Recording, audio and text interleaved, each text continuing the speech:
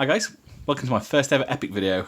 In this video we're going to be looking at a Demonic Horde, where we're going to turn this into this. Scruffy Crow.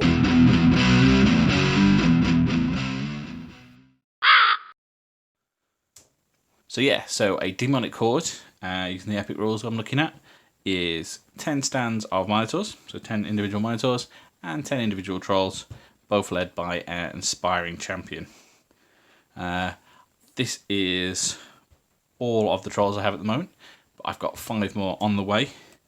And by the magic of video editing and the fact that I take weeks to make these videos, these will have appeared by the time I finish this video. So we'll put the Trolls aside for now, because these are already glued onto their bases. I'm going to concentrate for now on some Minotaurs. So we'll look in my little box of joy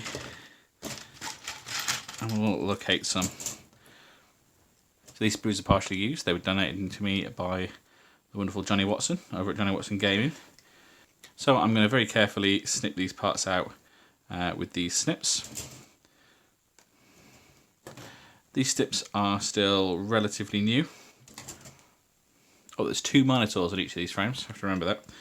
So these snips are still relatively new. I have been abusing them somewhat, so they're not perfect. I would probably recommend using the sharpest snips you have for cutting out these tiny plastics. Not that there's very many of these models left on sprues anywhere. I wonder what the uptake would be if they reprinted something like this. Okay, last one here. And while we're on this sprue, we need a aspiring champion, which is this fella, I believe. Or at least this fella will work. Now look at these tiny connection points. I might be better off with a knife in here.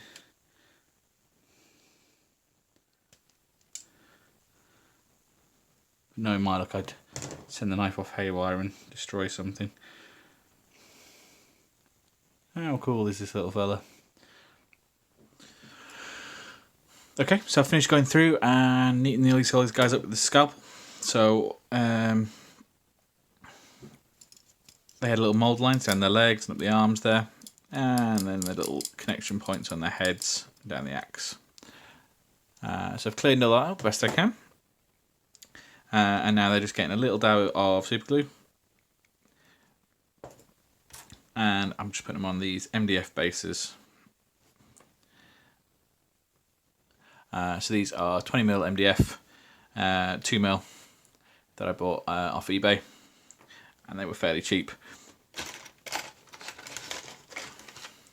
I've only got a limited number of these sort of reused proper epic bases, and rather than buy some more, I think you can still find them some places. I'm going to save these for making actual bases of units. And I'm going to stick with the wooden ones for anything that isn't a unit 5. Okay, so now I'm going to look for a way to blend in these integral bases with the wooden bases. One thing I'd use on my models normally would be a pre-mixed wood filler like this, or something like this. I find this stuff's a bit softer, and sometimes this stuff's a bit easier to work with as well. And then I'll go over that with some PVA, and I've got a finer sand. That's my mix. I've got a finer sand than I'd normally use on my models there. So I wonder if that would be more appropriate for these guys. So I think I might sacrifice one model in the name of experimentation, and I'm just gonna apply some PVA straight on the base. So without the filler, carefully around the feet. I'm just going to pop them in the sand, because it's going to take me quite a long time to use the wood filler. So I wonder if it's actually worthwhile. So these are the first bases I've done. And that's the result. So this only spent a couple of seconds in the sand, but you can definitely see the bump, the ridge where his base sits. I'm just going to squeeze a good amount of this out in here. As I said, I asked on the Epic Facebook group what other people like to use. Wood filler was mentioned, or at least filler in general was mentioned. So was like a plastic paste, and I looked into that. I've always wanted to have a go at making my own, but a bottle of the glass bottles of plastic glue to make my own, weren't overly expensive, and I might pick some up at some point. But that was £3 or £4, and the paste itself similar price. Admittedly for less. And I thought I've normally got a tube of this kicking around anyway for a couple of pound. So partly for cheapness and partly because it's something I'm used to using. And that's the sort of effect we're going for. It doesn't have to be super smooth because this is meant to be sort of rough ground after all. And we're just hiding the edges of that base by blending them out to the corners. And what I've done here is I've mixed up just a little bit of water on the end of my cocktail stick to make this a little bit smoother and a bit easier to handle. So I'm just splodging that around the outside.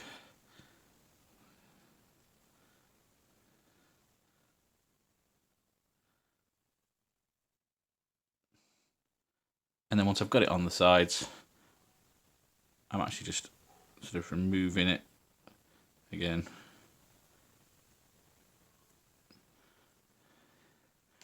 To get those nice smooth transitions all the way around. This is obviously going to take an absolute age to get through all 20 of these guys. But for me it's worth it, I think. Okay, so I have done all those monitors. I actually found it quite relaxing. Sort of zoned out and just kept going. Did the first 5 trolls. Did the 2 sort of unit champions. The aspiring heroes. I don't know, those guys. And I even got through to doing some of these dreadnoughts that you see in a later video. So they can go out of the way for now. And actually this is the last time in this video you'll see the champions. And they will be in my next video. And here are the monitors with the sand on some PVA. And I've just popped these out into the garden to try and dry them out a bit quicker so we can get some paint on them. Okay, so my monitors are all base coat, ready to be painted. And my second set of trolls arrived today. So these are pre-loved, and they seem to have a layer of plasticard or something under there. I've gone and found a sheet of 120 grit sandpaper. That should speed things up a little bit. I see this guy doesn't have anywhere near the same problem. 10 trolls, all ready for some sand. Okay, I'm going to start the paint on the monitors. I'm going to go for a sort of a fairly classic theme. I think I'm going to base it around this Mournfang brown with a wash and a highlight, basically. I'm going to start though with this Rhinox hide. So I'm going to start though with this Rhinox hide. This has already been thinned down in the pot. So this is nice and thin, and I've got a nice big brush here. And I'm just going to go and do all of the bases. Okay, and now the guys are getting a quick all over coat of this Mournfang brown. Keeping it nice and thin. Still using the brush, which is almost as big as the models themselves. Okay, so there's the first layers down. I'll leave these to dry and come back to them tomorrow. In the meantime, we'll get some sand and an undercoat on the trolls as well. Okay, so night 2 of painting. Back with my makeup brush. And I'm going to do the bases on these trolls. Okay, I've absolutely been powering through these guys this session. My Minotaurs have had bootstrap leather applied to their belts and axe handles. We've gone for some pig iron on their axes and belts. Bit of black on their mains. And I'm going to do some Menoth white base, this sort of cream colour on their little horns. That'll be in a second.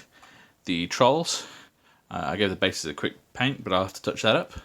And the main body of these trolls has been given a quick brush over with this light grey. So this is quite watered down, it's quite a soft brush. So we've got the black. The wonderful thing about these nice big brushes is we can cover the whole model nice and quick with a nice smooth layer. Another the first pass at this sort of range looks a bit blotchy.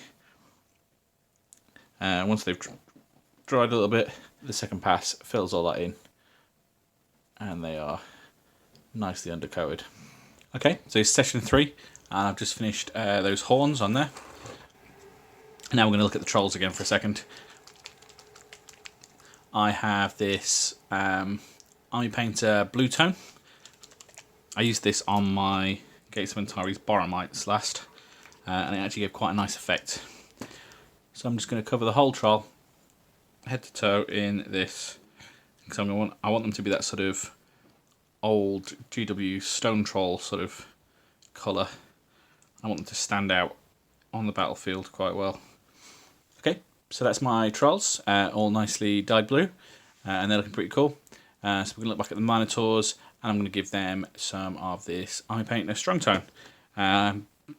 Mostly because it's just a little bit stronger, and it'll go into the folds a little bit better than the Earthshade, which gives a smoother sort of tone. But we're trying to pick up all these tiny little details, so we'll use this one. So actually I've given that a go over, and even though it's not dry yet, I'm not really happy with the way that's ended up looking. I think even the Army Painter wash is a little bit too subtle for what I'm trying to achieve here. So every day's a school day. Let's see what they look like with a bit of Null Nile on there.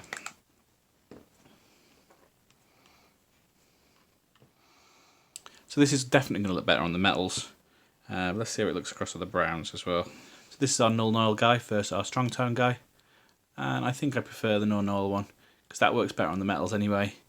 Whereas you can see on that corner, the browns on the metals would send it a bit more coppery than I'd want. So that saves time as well. I think that's pretty much going to be the job for these guys. We'll see how this looks when it dries, but I might not want to do any more. I think they're kind of covered, because obviously they're going to be to the table height. I think that's going to work. So I'll give these guys a wash, and then that'll be it for this session while everything dries up. Okay, we're really rolling with these guys now. This is the trolls. I have just put another layer of the same grey I used before on their hair. Then we painted the clubs with this Idran flesh, and then given them some little stripes in Zandri dust to give myself sort of a wood effect, which might look a bit like a candy cane from here, but I'm hoping the tabletop level that'll just give it enough texture. I've then done the loincloths in a red, and I'm now currently trying to paint in their teeth. So I'm just giving them a little dot on each tooth with this Menloth white base. But I was tearing my hair out trying to do it with my normal brush, which is this Rosemary & Co. Sable 2. It's got a very nice point in it, but it wasn't quite cutting it. Oh no, sorry, it's the 1. So I'm breaking out. I've never used this brush before, so I'm breaking out a brush smaller than I'd normally go for, a 00. Once again, I recommend these. I quite like these. The price for quality is pretty good for me. I've heard some people have bad experiences, but I've never had a bad one so far. And we're just giving these guys just a little dab. I'll be honest, that was a lot easier with the smaller brush. Okay, all the metal on the clubs is done, and I've actually decided that eyes are worthwhile. So I'm going to go through and I'm doing all the eyes. So we filled in the sockets with black, and I've got an off-white here, and I'm just going to do, I'm going to push the right thumbstick to hold breath. I'm going to do 1 dot, 2 dots,